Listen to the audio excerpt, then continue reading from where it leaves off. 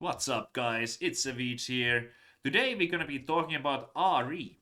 I have this really cool deck list to show to all of you, and on this video we will be going through everything from the basics of playing Ahri, the battlefield strategy, the cards that we are playing and why, and finally we'll even talk about the sideboard and the particular matchups. Alright, so let's begin with Ahri. So, what does Ahri do? When an enemy unit attacks a battlefield you control, give it -1 this turn. So there's a little bit of holding involved with Ahri, obviously, because defending gives you a benefit, but a big part of Ahri gameplay is actually just the color combination of green and blue. Right now, Ahri is the only way to play green and blue, and there's a lot of really strong synergy, in particular with ramp cards and the powerful high end. I'm going to start first with this battlefield strategy. So for game 1, the battlefield of choice is going to be the Dreaming Tree. The first time you choose a friendly in the spell, draw 1. Why is Dreaming Tree so good? So what Ahri does is Ahri is very powerful at drawing cards. There's a lot of different ways to draw cards, but in particular we have access to these both blue and green cheap spells. We have the Stupefies. Always keep an eye out if you can stupefy your own unit. To draw 2 cards for 1 energy. That's very powerful. You can also remember that you can also draw 1 on your turn and another one on your opponent's turn. So you could draw on your turn with Stupefy when you know there's no attackers going there, and then with Unguard on your opponent's turn to help you defend. It is also extremely powerful to retreat, and it's the reason why we are playing 3 copies of retreat and selecting it game 1. Retreat by itself is already a pretty good card. When you have a unit that's about to die, you can instead save it and you get a rune. So what's even better than getting a rune and your guy back to hand? Getting a rune, a card, and your guy back to hand. So the Dreaming Tree retreat synergy is absolutely amazing. Makes retreat an incredible card. In games 2 and 3 we might be sideboarding some out, but I'll get to that in a bit later. All right, what else do we have here? We have one charm. Yep, charm is just a good card. We're gonna start a little bit easy on the charms. Yes, it works well with the nine-tailed fox and everything, but hold on, we'll have the rest in the sideboard. Back to the strategy. So with the battlefields, in the game where we are going first, so after a loss, we know that we will be going first. The choice is Grove of the God Willow. When you hold here, draw 1. Ahri, we talked about the legend, how it helps with holding, and how the spells, the buffs help you with holding. But we also have a few tech choices here. I have to, because it's so relevant here, I have to jump to the sideboard right now. Regardless of the matchup, pretty much, we'll have a couple of Sonas. Sona is, there's one weakness, which is the Falling Star, because we can't defy a Falling Star. It's a bit of a bummer, but Sona still, against everything else except for Kaisa, is a pretty solid choice. We might not play this against Kaisa in particular. Against everything else, however, it's just great. So, going first, we play a 2-drop, any 2-drop. We go to the Growth God Willow and we slam the Sona right there, straight away.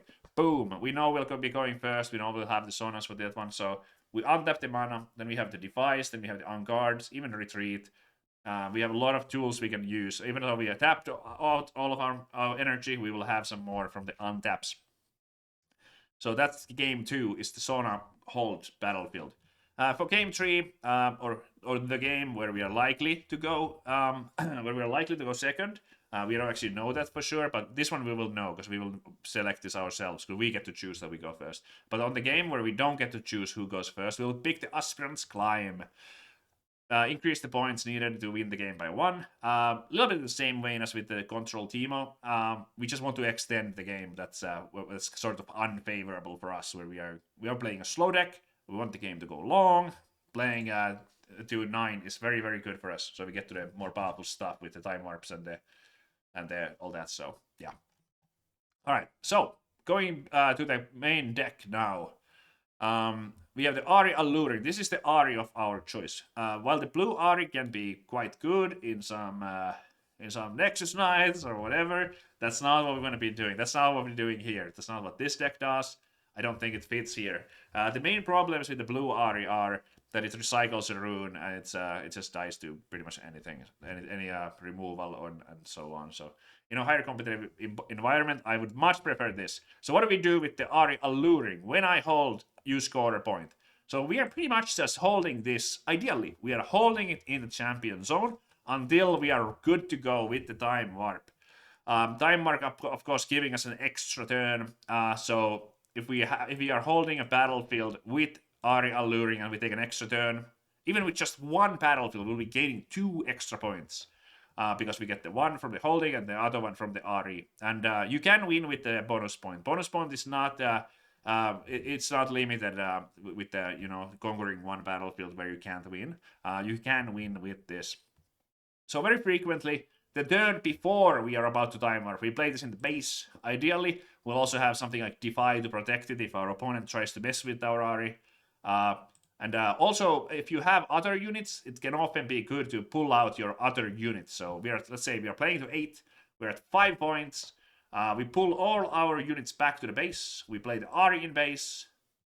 And on the following turn, we'll go for the time warp. And then we'll use the other units in combination with Ahri to just conquer one of the 2 battlefields. Whatever is the weakest defense. That's the most common way to win with Ahri. We go wherever there's the least amount of resistance.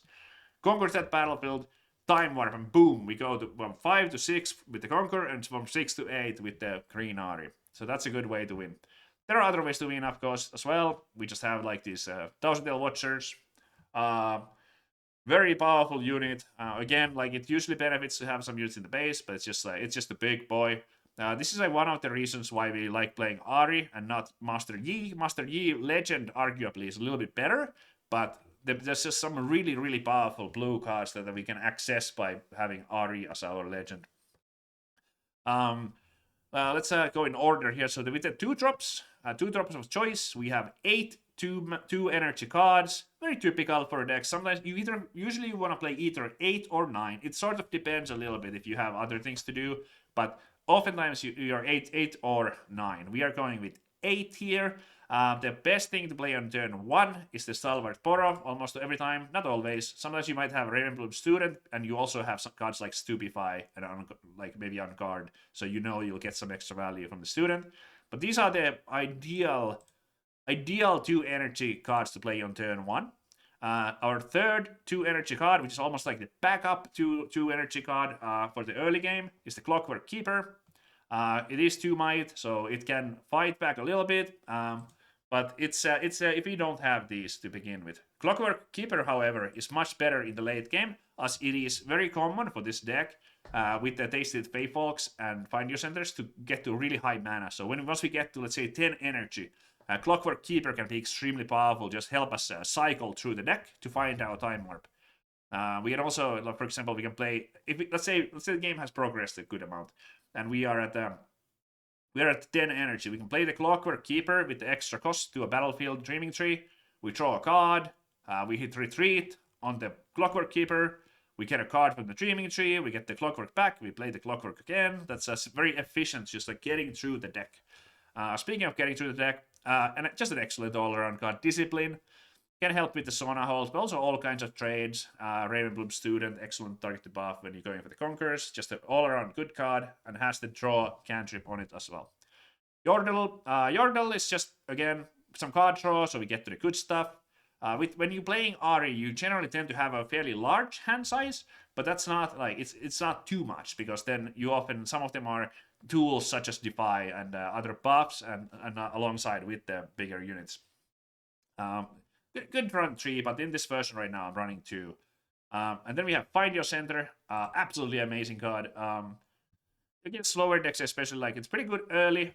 Against more aggressive strategies, you need to plan out, okay? You need to plan out what are you going to do on the following turn. So if you have a good way to use the extra energy from this, it might be a good play even early, but also oftentimes you might prefer to lean towards playing units in the early game, units like all of these, so you get more of a fighting chance and you don't fall too far behind on the points.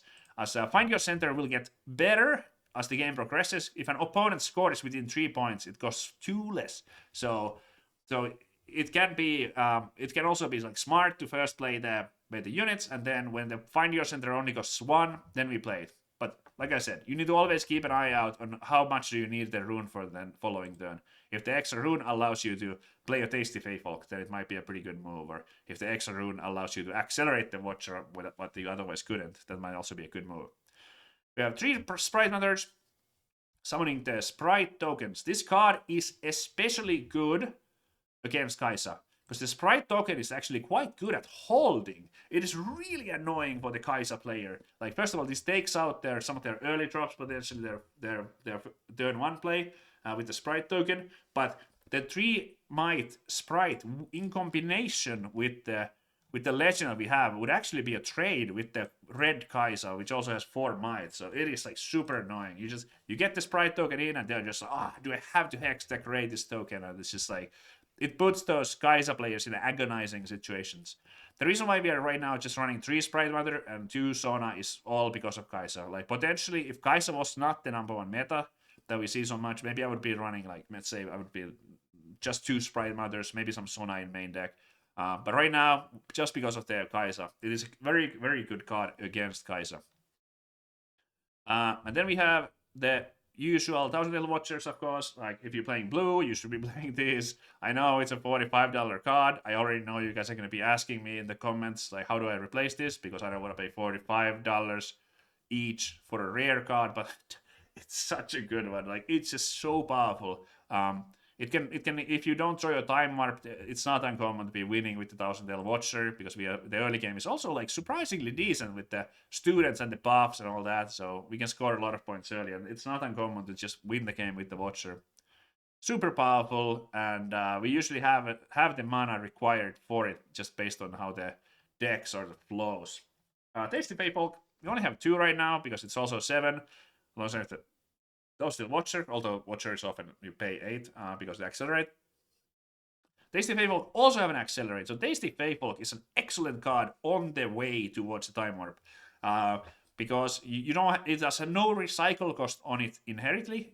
You can accelerate it if it makes sense, but you don't recycle anything for it, and you get 2 runes when it dies, and you also draw. So it's just like everything this card does is gets us towards the Time Warp. I'm between 2 and 3, but I would strongly recommend at least 2 copies of this. It's sort of, if you look at the rest of the deck, there's like a pretty big chump right here. You see, we have 4 energy cards and then 7. So like, so we so there's not that much in between.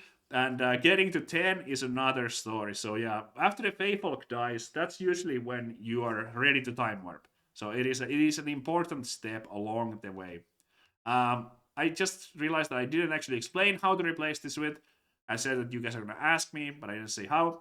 Singularities could maybe be some of the choice. You could also run a 3rd Feyfolk.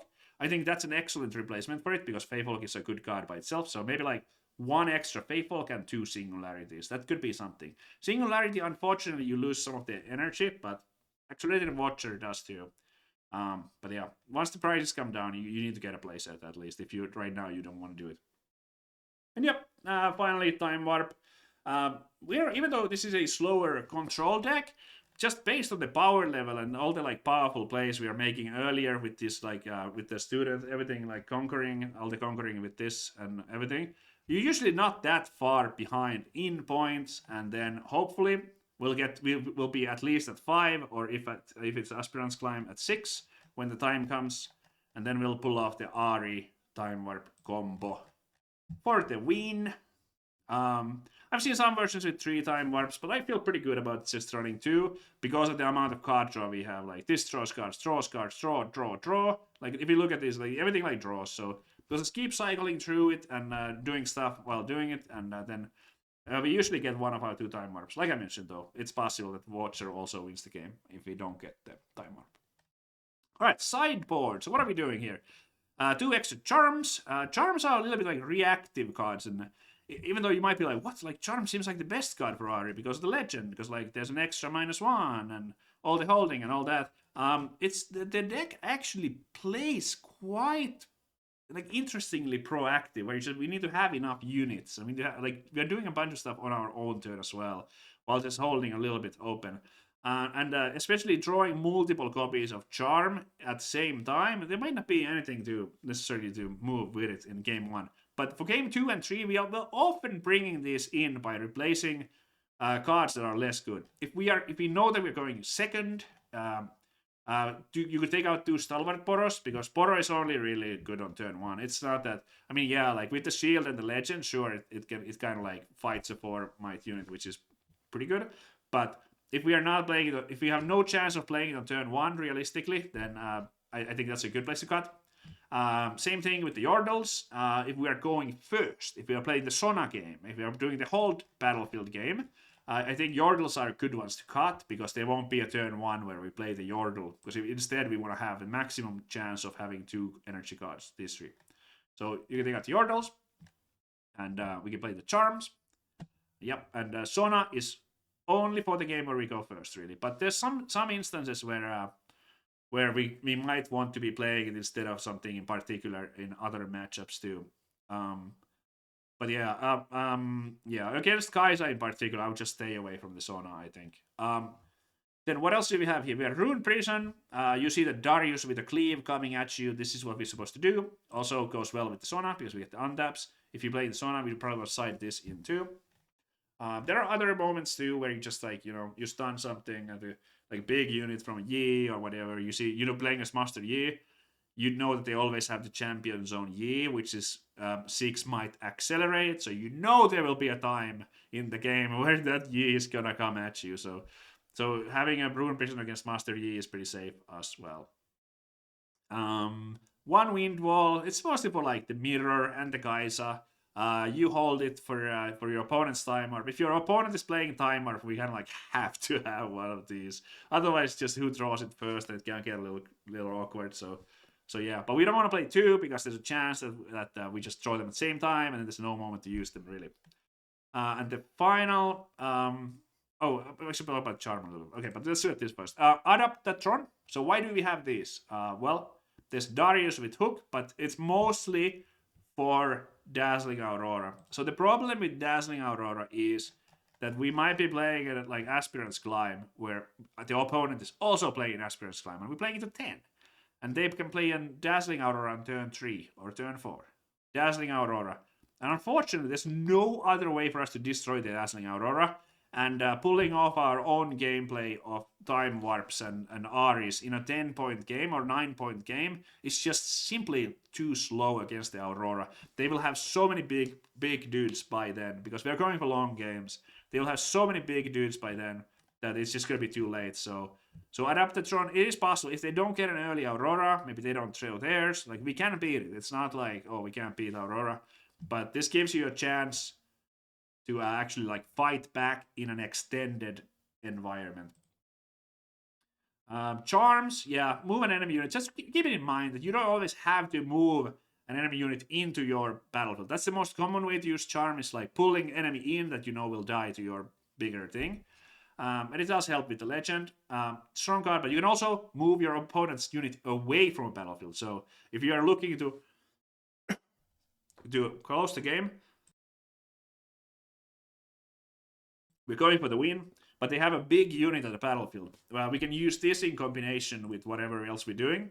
You just select their biggest unit and just move it back to the base. Just get rid of it.